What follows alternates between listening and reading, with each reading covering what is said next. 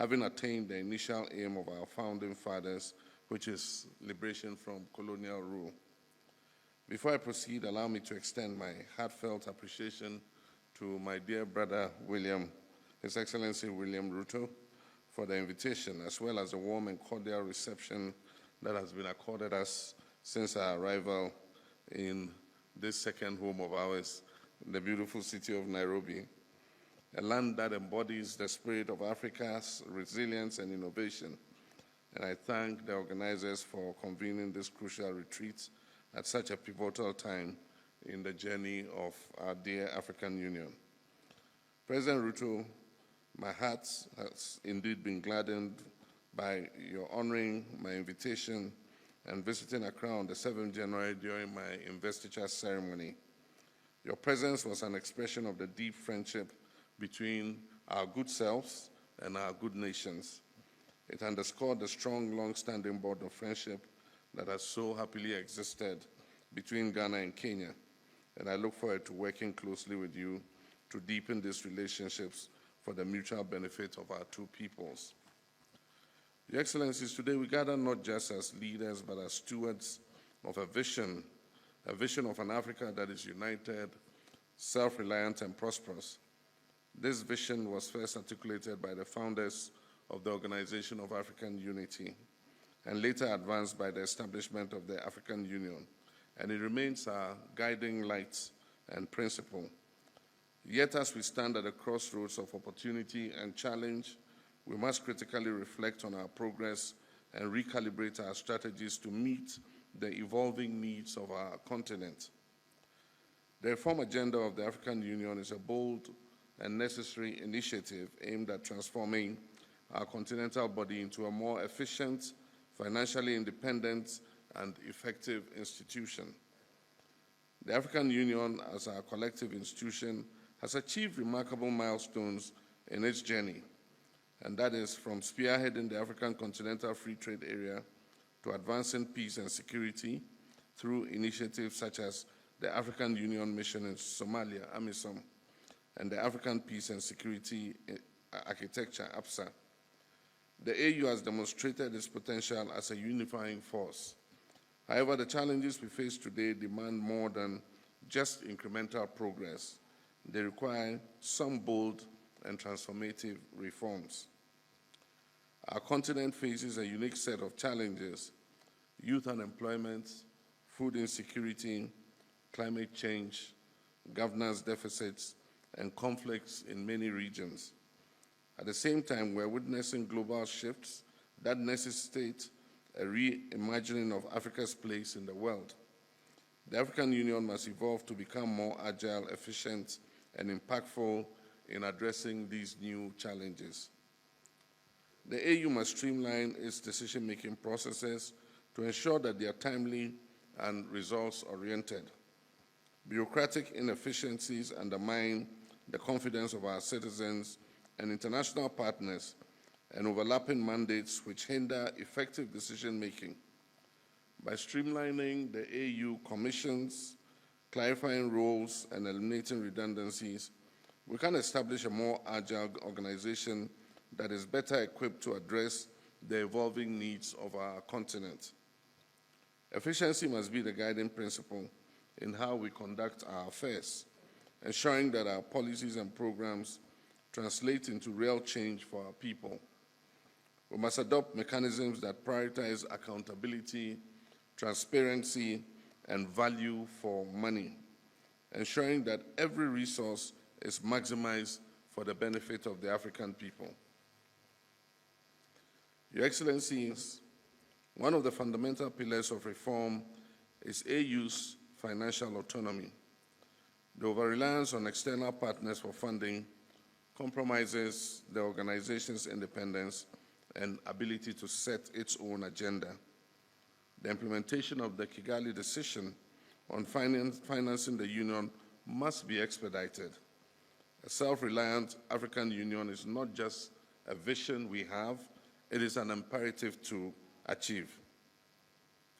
Your Excellencies, without peace there can be no development. The AU must strengthen its capacity to prevent, mediate, and resolve conflicts. This includes adequately resourcing the African Standby Force and leveraging partnerships to address emergency threats such as terrorism, cybercrime, and climate-induced displacements. Indeed, this is very important for us, especially in West Africa, considering the challenge we face from terrorism. Africa's future lies in its youth. Over 60% of our population is under the age of 25, and yet their voices are largely absent in policymaking. We must institutionalize frameworks that empower our young people and our women to lead at all levels of governance.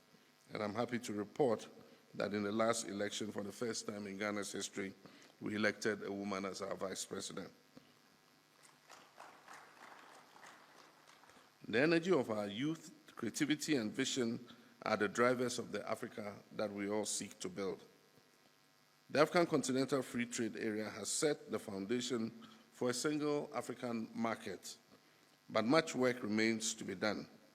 We must address the barriers to trade, we must harmonize regulatory framework, and invest in infrastructure to unlock the potential of intra-African trade. Additionally, the AU must champion technological innovation and digital transformation as catalysts for economic growth and inclusion. And in this, we wish that the African payment system that allows us to pay seamlessly for goods traded between our countries is expedited so that we can have a system of exchange. Ladies and gentlemen, none of these reforms will succeed without committed leadership at every level of the African Union. We as heads of states and government have a duty to lead by example, to prioritize the collective good of our people over our parochial interests, and to act decisively in the interest of our continent. But leadership does not end with us. The Union must foster partnerships with civil society, the private sector, and the African diaspora, whose contributions are vital in shaping and implementing reforms. This is a shared responsibility, and together we can achieve the African Union we all envision.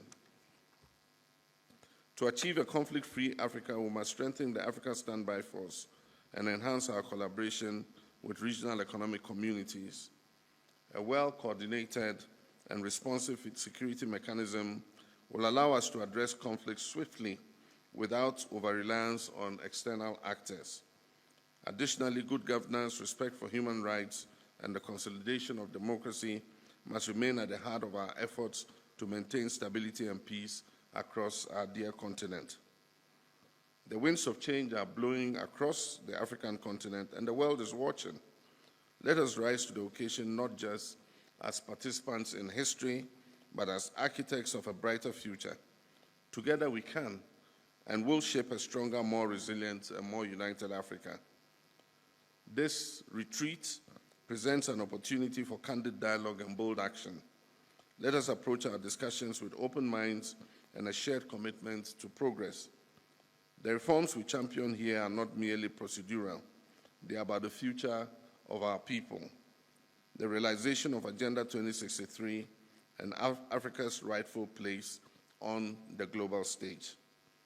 Let us leave here united in our resolve to build an African Union that truly reflects the aspiration of the African people, a union that is capable of meeting the challenges of today and the opportunities of tomorrow. In closing, I wish to reiterate Ghana's strong commitment to strengthening ties with Kenya and all other African nations in the spirit of Pan-Africanism and mutual progress.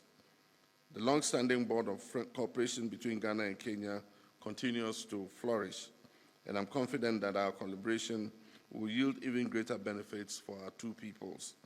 Together, we can build an Africa that is resilient, prosperous, and united in its pursuit of sustainable development and lasting peace.